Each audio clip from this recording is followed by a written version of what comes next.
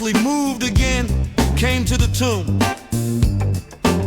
Now it was a cave and a stone was placed across it. Jesus said, "Take away the stone." Martha, the sister of the deceased, replied, "Lord, by this time the body will have a bad smell because he has been buried 4 days." Jesus responded, "Didn't I tell you that if you believe, you would see the glory of God?" So they took away the stone. Jesus looked upward and said, "Father, I thank you that you have listened to me. I knew that you always listen to me. But I said this for the sake of the crowd standing around here, that they may believe that you sent me." When he had said this, he shouted in a loud voice, "Lazarus, come out!"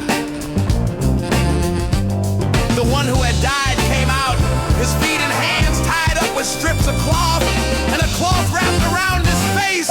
Jesus said to them, "Unwrap him and let him go." Then many of the people who had come with Mary and had seen the things Jesus did believed in him. Some of them went to the Pharisees and reported to them what Jesus had done. So the chief priests and the Pharisees called the council together and said, "What are we doing? For this man is performing many miraculous signs. If we allow him to go on in this way, everyone will believe in him, and the Romans will come and take away our sanctuary and our nation."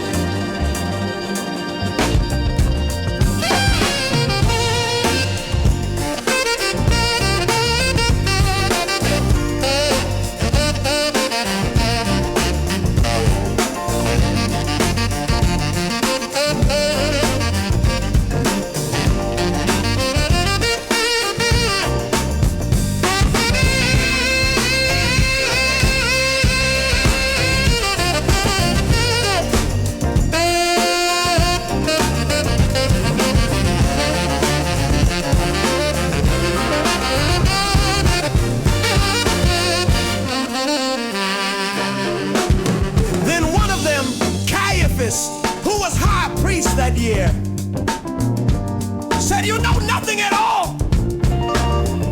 You do not realize that it is more to your advantage to have one man die for the people than for the whole nation to perish."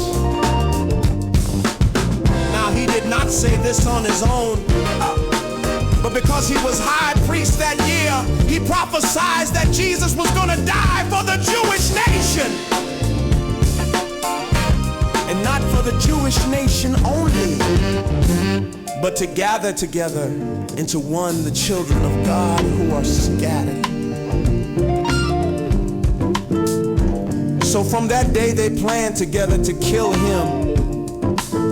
Thus Jesus no longer went around publicly among the Judeans, but went away from there to the region near the wilderness, to a town called Ephraim, and stayed there with his disciples. Now the Jewish feast of Passover was near, and many people went up to Jerusalem from the rural areas before the Passover to cleanse themselves ritually. Thus they were looking for Jesus and saying to one another as they stood in the temple courts, "What do you think?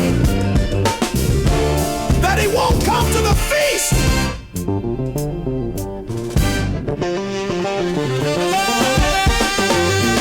Now the chief priests and the Pharisees had given orders that anyone who knew where Jesus was should report it so that they could arrest him